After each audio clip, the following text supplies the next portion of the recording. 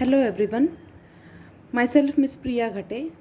Today in this video, we are going to see working of transistor as a switch. So transistor is used for amplification and switching purpose basically.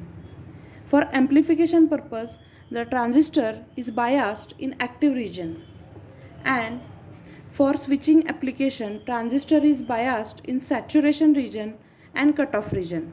Already we know about transistor regions. Transistor have three regions: active region, cutoff region, and saturation region. So active region is used for amplification purpose, and cutoff region and saturation is used for switching application. So today we are going to see saturation and cutoff region for transistor. So this is the diagram of transistor as an open switch. So basically transistor is made by two diodes back to back if we connect it. So this is the construction of transistor. So PNP transistor and NPN transistor, if we see in PNP transistor, N-type is sandwiched between P-type semiconductor, and NPN transistor is in NPN transistor, P region or P-type semiconductor is sandwiched between N-type semiconductor. It has two junctions, junction 1 and junction 2. So this is the construction of transistor, and we are going to connect the transistor diode back to back, and we will get the transistor like this. So today we are going to see the working of transistor as a switch. So transistor is working as an open switch when the transistor is working in cutoff region. This is the circuit of open switch or in cutoff region working of transistor. Here we are going to apply input in base terminal of transistor. Transistor are having three terminals: base, collector and emitter. So in cutoff region, if we see, both the junctions of a transistor are reverse biased and a very small current flows through the transistor. So this is the working of circuit or working of circuit of cutoff region. So if we are not applying input to the base, at that time we will get VCE is equal to VCC. It means we are providing input to the base terminal of transistor, and we are collecting the output to the collector terminal. At collector terminal or voltage at collector to emitter, we are getting VCC voltage. So if we are applying plus 5 voltage, or we are considering VCC is equal to plus 5 voltage, and we are applying input IB is equal to 0 to the transistor, at that time we will get VCC at the output side, which is nothing but the plus 5 volt. And due to the working of cutoff region in transistor, both the junctions are reverse biased, so that very small current, reverse current, will flows through the transistor, or transistor is working like an open switch, like this diagram, so that we are getting at the output side is plus VCC. Now if we consider this circuit diagram,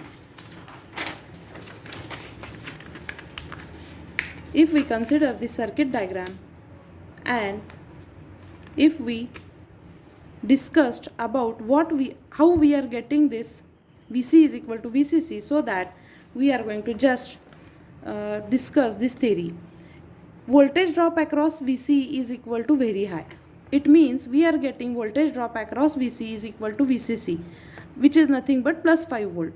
Why we are getting this VC is equal to VCC? Just see the small derivation of that. The input voltage we are applying to the transistor is IB is equal to 0. It means Vin is equal to 0, and IC collector current is equal to 0, because equation of that transistor is IE is equal to IC is equal to beta times IB. So if IB is equal to 0, then IC is equal to 0, and V input voltage is also 0. At that time, what voltage we are getting at the output of transistor? For that purpose, just we need to discuss this small equation. If we applying KVL to the collector circuit, this is the output circuit, collector circuit we are going to consider, and if we are applying Kirchhoff's voltage law to the collector circuit, at that time we are getting this equation: VCC is equal to VCC minus ICRC minus VCE. So if IC is equal to 0, if we are going to put here IC is equal to 0, then we are getting this term equal to 0, and we are getting VCC is equal to VCE. So in cutoff region of transistor, we are getting at the output side is equal to VC is equal to VCC. Now we are discussing now the voltage across the transistor is VC is equal to VCC, that is high, and the current flowing through it is equal to 0. Hence this shows that resistance offered by the transistor is infinite, and transistor operates as open switch while transistor is working in cutoff region. Now we are going to discuss transistor working in saturation region. In saturation region, transistor is working as a closed switch. Why transistor is working as a closed switch in saturation region? To discuss this or to understand this concept, just see this circuit, small circuit diagram of transistor. This is the transistor. This is collector terminal, base terminal, and emitter terminal.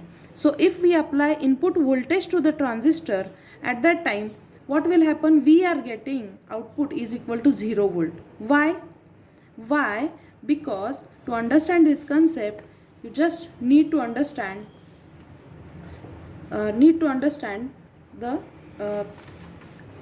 basic theory for the transistor. In saturation region, both the junction of transistor are forward bias. See this.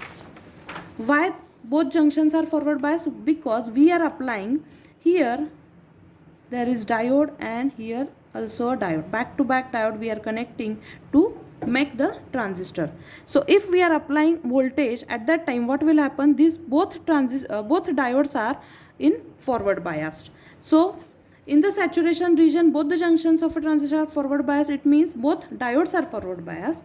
So the voltage drop across the transistor VC is very small, of the order of 0.2 volt to 1 volt. So depending on the type of transistor, and collector current is very large. In saturation region, the transistor is equivalent to closed switch because both these diodes are in forward bias. So voltage drop across the forward bias is 0.6 volt for silicon and 0.3 volt for germanium. It is based on or depend on the type of transistor.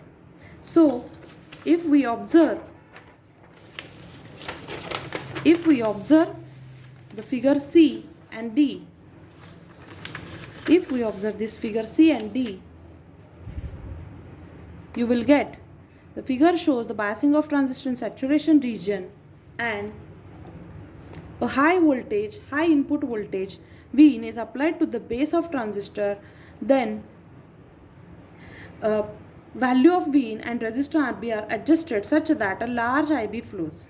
So this will saturate the transistor, and the value of IB should be such that the following condition should be satisfied. IB, it should be greater than or equal to IC saturation divided by beta. Now we are discussing the switching waveforms of an ideal transistors which is working as a switch. So if we apply Vin to the transistor, at that time, if Vin is equal to 0, at that time we are getting output is, which is nothing but the VCC equal to VCC. VCE is equal to VCC. If we are applying 0, input 0 to the transistor, at that time we are getting VCE is equal to VCC. So VCC, which is nothing but the logic 1 we are considering. So at that time we are applying 0, at that time we are getting 1 at the output side. So that likewise we are getting the switching waveforms, input-output waveforms for transistor switching of an ideal transistor. If we are applying rectangular waveform is applied at the base of transistor, and transistor assumed to be an ideal one, so that transistor will change its state from on to off or vice versa instantaneously. To understand this point, just you need to uh, remember these two things. When input is low, transistor input is low, at that time we are getting output voltage is equal to very high, which is nothing but Vc is equal to Vcc, so that we are getting plus 1 or logic 1 at the output side.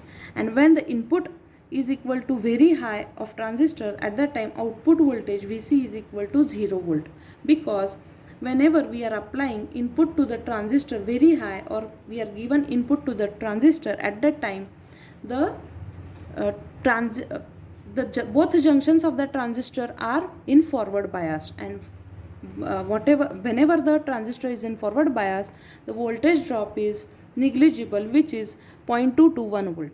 So we are considering the output is getting low when input is given to the transistor is high. Thank you.